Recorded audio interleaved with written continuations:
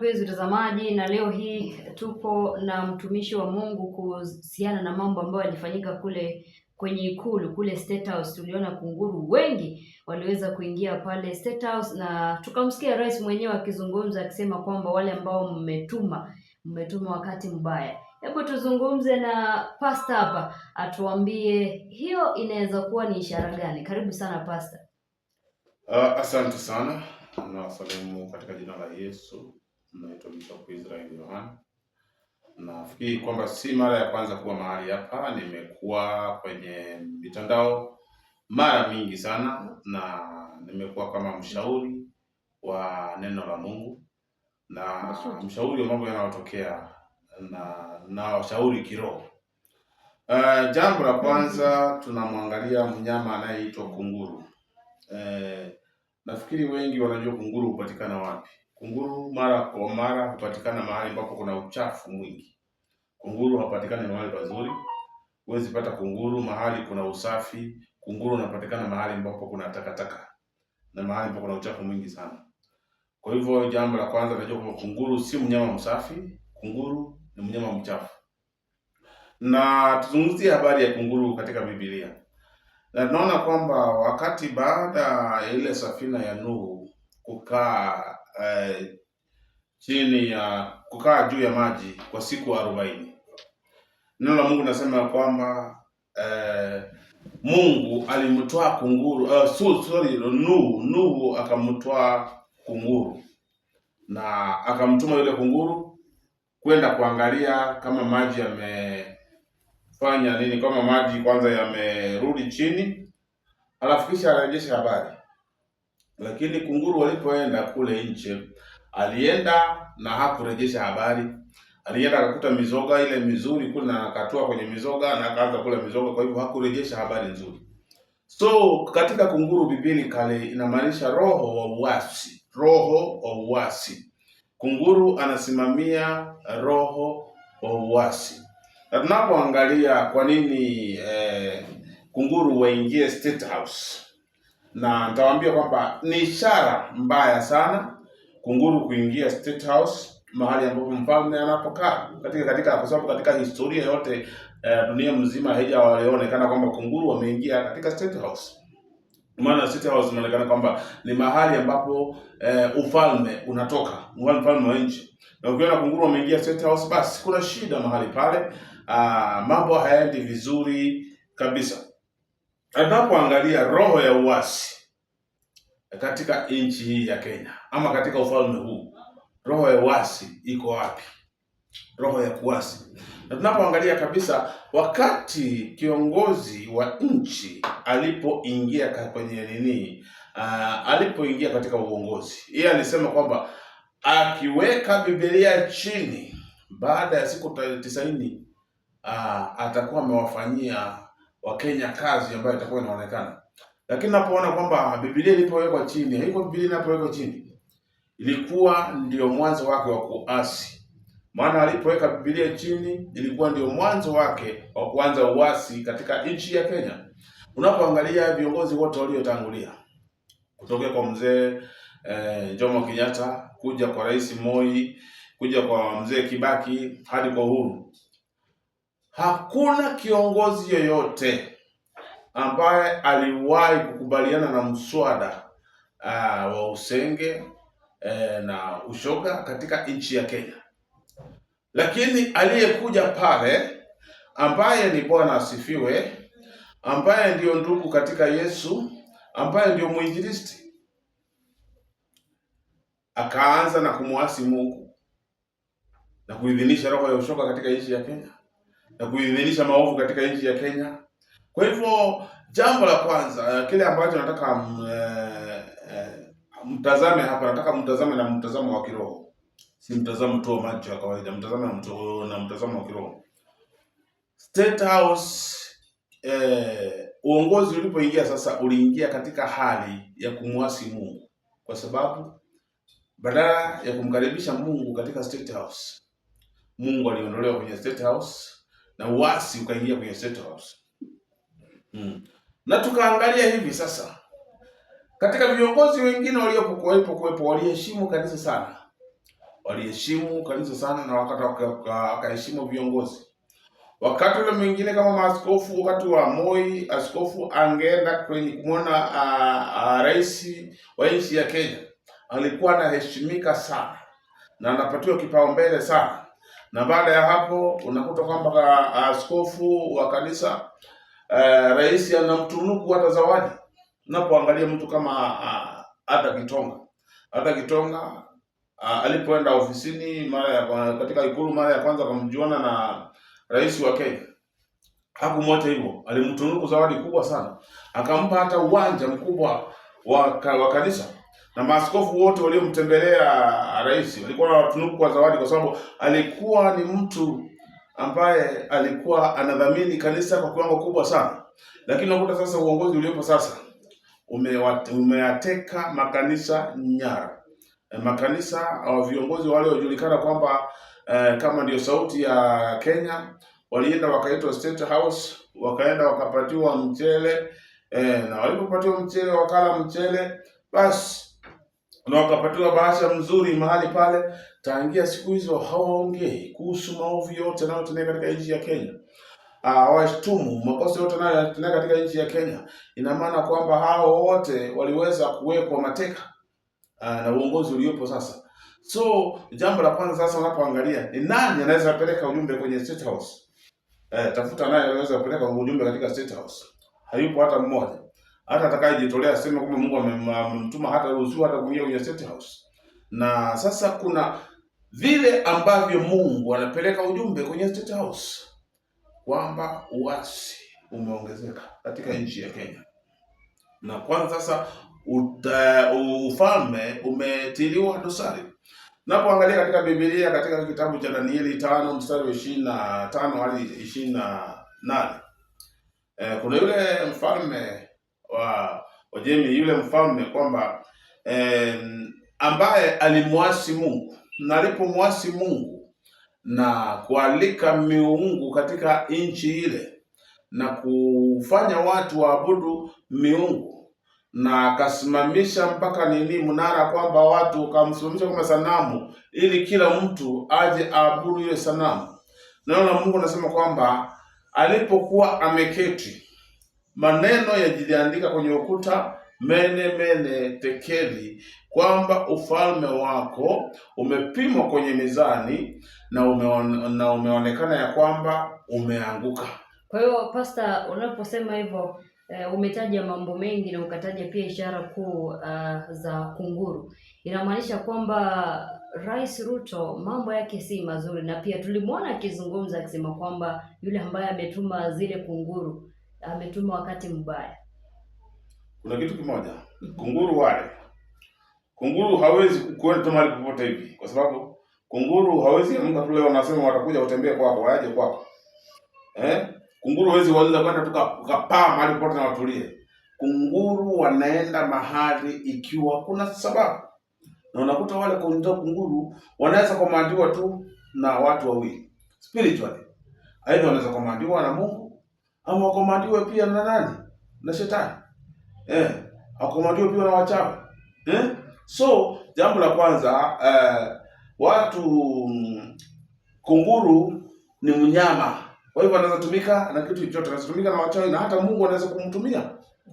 Kwa zile labda zilikuwa zimetumwa mchawi, Mungu ama shetani. Sasa kunguru ambao walikuwa wanapeleka ujumbe na walikuwa na ishara fulani inaonyesha kwamba State House uasi umejaa katika nchi ya Kenya. Tunakumbuka Pastor, Rais Ruto akisema kwamba wakati ambapo walikuwa wanaingia kule kwenye ikulu waliweza kutoa mambo mengi ambayo Uhuru Kenyatta na Raila Amolo Odinga wanasema pia kule kulikuwa na pombe nini. Sasa hivi State House wakaeka mpaka kanisa. Labda sasa hivi kwa nini unasema kwamba labda kuna mambo mabaya yanafanyika kule? Kuna kitu ambacho nitaweza kuzungumzia sasa, na nitaweka wazi kwamba sasa ni heri yule mtu ambaye anajulikana kabisa ni mganga, na amejiweka bayana kwamba yeye ni mganga, na watu wanajua kwamba yeye ni mganga na hajifichi, kuliko yule ambaye yeye anasema kwamba yuko kwa Mungu, na hali amejificha wapi? Kwenye uganga. Tunapoangalia mambo ambayo yanaendelea katika State House, yaliendelea katika State House.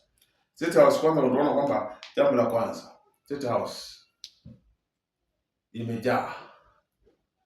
imejaa damu. Walio sasa katika wote ambao namba kubwa ambao walio katika uongozi, utakuta mikono yao imejaa nini? Imejaa damu za watu. Mtu kama Raila hakwenda pale ati kwa sababu kwamba Mungu alinena na kiongozi wa rais kwamba amwite Raila. Raila aliingia pale kupitia kwa damu za watu. Hakuingia mahali pale ati kwa sababu Mungu amesema aingie pale. Aliingia pale kwa sababu ya damu za watu. Damu za watu zilipomwagika, basi Raila akaingia mahali pale afaidike na damu za watu. So unakuta kwamba ule uongozi pale, uhusiano wa Raila na kiongozi wa nchi, msingi wake ulikuwa damu ya watu. Na kama msingi wenu utakuwa ni damu ya watu, niambie kwamba Mungu atafurahishaje na uongozi wenu? Na jambo la kwanza, naona kwamba hapo kitambo kiongozi wa nchi alikuwa ameapa akasema kwamba liwe liwalo hatafanya kazi na mganga. Mganga ambaye walimuita nani? Kwa sababu alimjua Raila kama mganga. Na akaapa akasema liwe liwalo hatafanya kazi na mganga. Na sasa huyu mtu ambaye ameapa hatafanya kazi na mganga kwa sababu yeye ni mtakatifu wa watakatifu, kwa sababu sasa yeye ndiye mtu ambaye anayenenewa na Mungu, lakini amefikia mahali na akaamua sasa watafanya kazi na mganga. Hebu kwanza hapo, kwanza jambo lile utakapopata ufunuo hapo, mtu amesema hatafanya kazi na mganga na akafikia mahali akasema kwamba atafanya kazi na mganga. Na utajua kwamba hayakuwepo mapenzi ya Mungu kwamba Raila na Uhuru wafanye kazi pamoja, kwa sababu jambo la kwanza, Raila alikuwa na ufalme wake ule wa kiganga, naye pia kiongozi wa nchi pia alikuwa na ufalme wake. So zilikuwa falme moja mbili tofauti, na unakuta hizo falme hazikuelewana tangu ya kitambo. Alafu hizi falme ambazo hazielewani zimekuja pamoja. Na wakati zimekuja pamoja, sasa tutajaribu kubishana. Sasa kila ufalme anataka kuonyesha vile uko na nguvu. Na utakuta katika ili Raila, na mimi nasema kuna jambo ambalo narudia hapa. Ili Raila aje katika kuja kwake katika broad government ulikuwa ni mtego. Haikuwa jambo la kawaida. Ulikuwa ni mtego yeye kuingia katika broad. Nitoka broad wapi? Broad based government. Ulikuwa ni mtego wa kuingia mahali pale. Na yeye aliingia kwa nini? Nini sababisha ingie? Damu ya vijana. Vijana walitolewa sacrifice. Sacrifice ya vijana ilitolewa na ikatolewa kwa hali kwa hali ambayo ilikuwa ni ya juu sana. Unakuta kwamba vijana ndio hao wamekufa, wamepoteza maisha yao kwa njia kubwa sana. Na hao vijana kwamba it was a sacrifice ya ule upande ambao utafanya nini, utashinda. Na hiyo sacrifice ilipotolewa, basi ikawa sasa ni ya kumteka nyara nani, Mr. Raila Odinga. Raila Odinga haikuwa rahisi mzee kama yule kutekwa nyara. Haikuwa rahisi kuuawa kirahisi. Na mimi nitakwambia kwamba kifo cha Raila kilitokana na usaliti wa jinsi, kilitokana na usaliti wa vijana, wa damu ya vijana.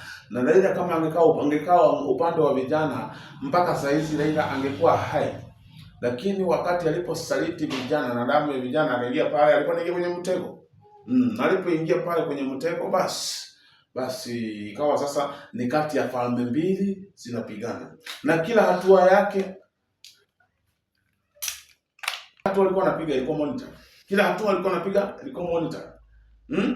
So unakuta kwamba ilikuwa ni kati ya falme mbili. Ni falme gani ambao utakuwa na nguvu? Na utakuta kwamba ufalme wa Raila nguvu zake zilikuwa zinatoka Nigeria. Na ilikuwa inatoka Nigeria kwa nani? Kuna yule rais wa Nigeria ambaye anaitwa Ambassador. Ambassador Joe naye ni mtu ambaye anasimamia waganga wote Afrika, na makao yake yako wapi? Yako nchini Ghana. Kwa hivyo mahali ambapo kuna makao makuu ya uchawi ni Ghana.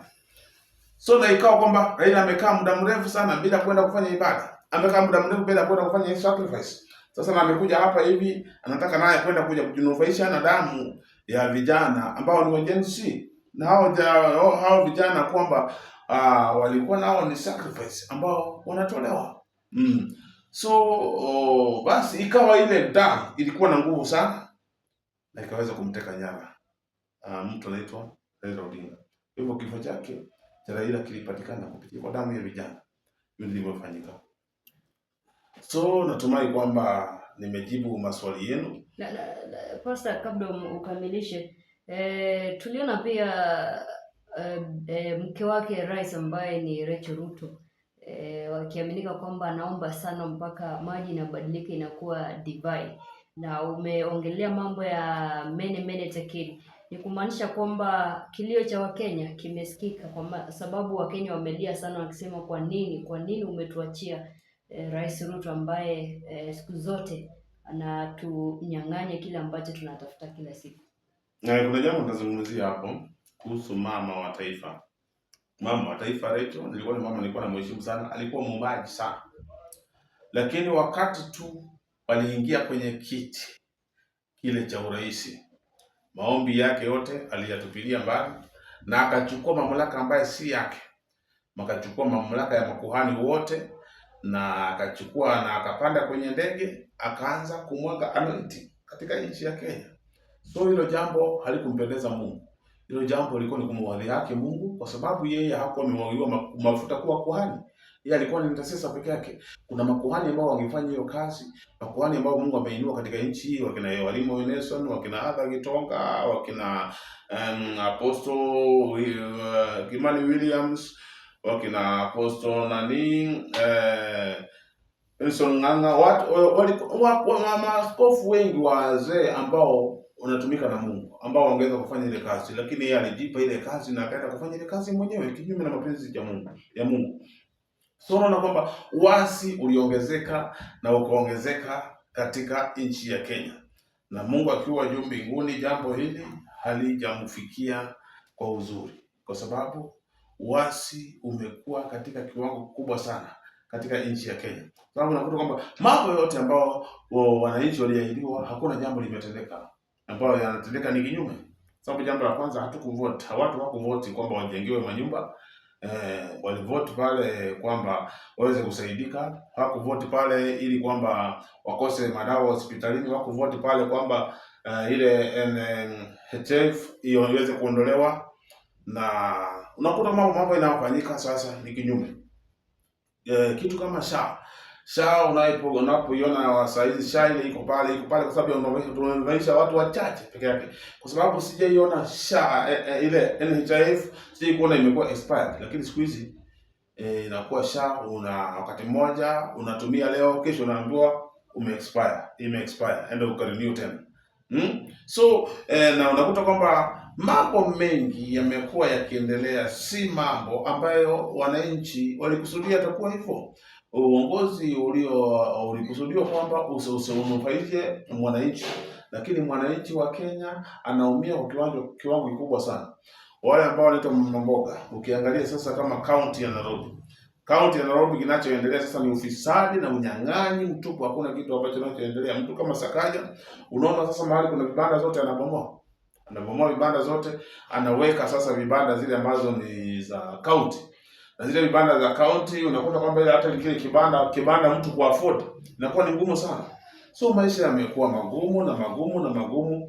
Ukiangalia kama jiji la Nairobi, tunatarajia kwamba liwe ni jiji ambalo limeendelea sana, lakini ukiangalia sasa hata kuna mabarabara sasa hizi ambayo hata hayapitiki katika mji wa Nairobi. Angalia sasa kuna barabara kama Kangundo Road wakati mwingine unashangaa sasa, wakati mwingine ukifika masaa ya saa 10 unashindwa utapitia wapi.